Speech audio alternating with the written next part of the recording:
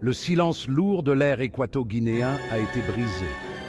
Un scandale a éclaté, secouant la nation jusqu'à ses fondations. Balthazar Ebang Ngonga, un homme habitué aux couloirs du pouvoir, s'est retrouvé pris dans un maelstrom de sa propre création. Son nom, autrefois murmuré avec respect, était maintenant sur toutes les lèvres, synonyme de trahison et de tromperie. 400 vidéos, intimes, explicites, accablantes. Sa vie secrète, mise à nu aux yeux de tous. La Guinée équatoriale, une petite nation dotée de vastes réserves de pétrole, n'était pas étrangère aux rumeurs de corruption. Pourtant, cette fois, c'était différent. C'était un scandale qui allait au plus profond des choses, exposant la pourriture au cœur de l'élite du pays.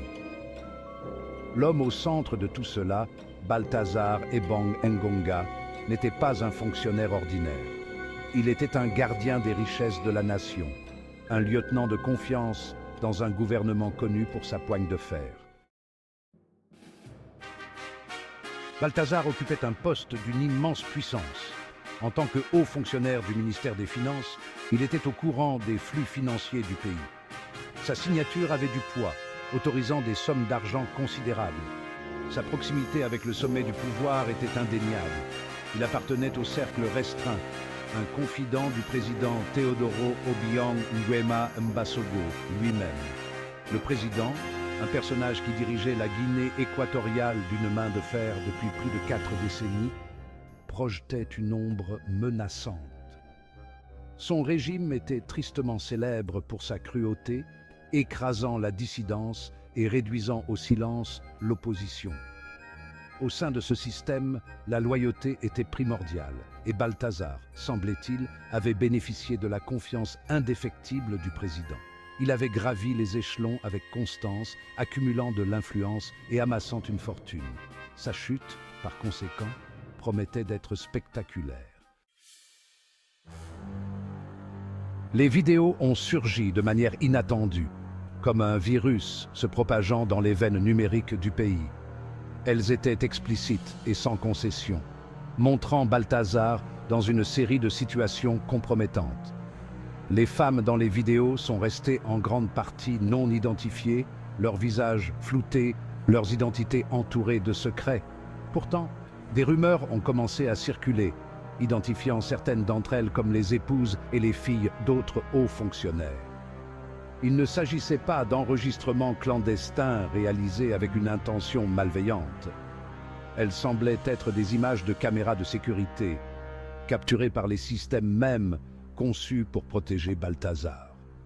Cela suggérait un travail interne, une trahison méticuleusement planifiée par quelqu'un qui avait accès à son sanctuaire personnel.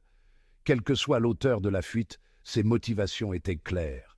Détruire Balthazar, exposer son hypocrisie et briser la façade qu'il s'était soigneusement construite. La Guinée équatoriale, une nation habituée aux murmures étouffés et au silence craintif, a trouvé sa voie. Le scandale a éclaté sur les réseaux sociaux, se propageant rapidement à travers le pays et au-delà. Ce qui n'était au départ que des conversations feutrées dans les foyers s'est transformé en un rugissement d'indignation assourdissant.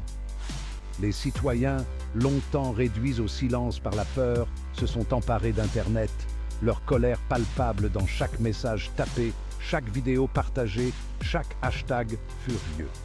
Des manifestations, un spectacle rare en Guinée équatoriale, ont éclaté dans les rues de Malabo, la capitale. Les gens se sont rassemblés, exigeant des comptes, exigeant des réponses. Ils ont scandé des slogans dénonçant Balthazar, leur voix résonnant dans les rues, un témoignage de la colère brute qui bouillonnait sous la surface. Le gouvernement, habitué à gouverner d'une main de fer, se retrouvait confronté à un défi sans précédent, la colère de son propre peuple. Le scandale Balthazar n'était pas simplement une affaire de sexe.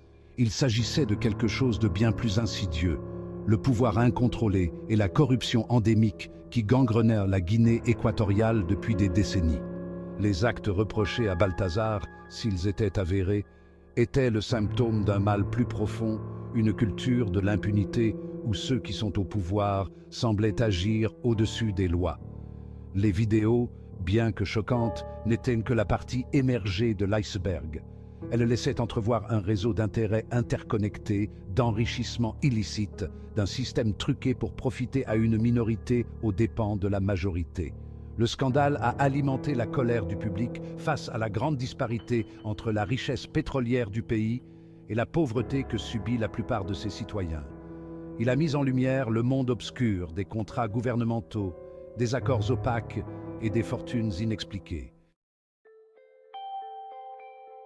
Le scandale Balthazar a provoqué une onde de choc en Guinée équatoriale, exposant les lignes de faille au sein de la structure du pouvoir du pays. La question était maintenant de savoir s'il allait servir de catalyseur au changement. Le gouvernement, confronté à une pression croissante, a ouvert une enquête. Cependant, le scepticisme était de mise. Nombreux étaient ceux qui doutèrent de la sincérité de l'engagement du gouvernement en faveur de la justice, craignant un blanchiment destiné à protéger les puissants. Le scandale avait déclenché un torrent de demandes de réforme. Les citoyens, encouragés par cette surveillance publique sans précédent, ont appelé à une plus grande transparence, à la responsabilisation et à la fin de la culture de l'impunité. Restait à savoir si ces appels seraient entendus. La route à parcourir était incertaine, mais une chose était claire, la Guinée équatoriale ne serait plus jamais la même.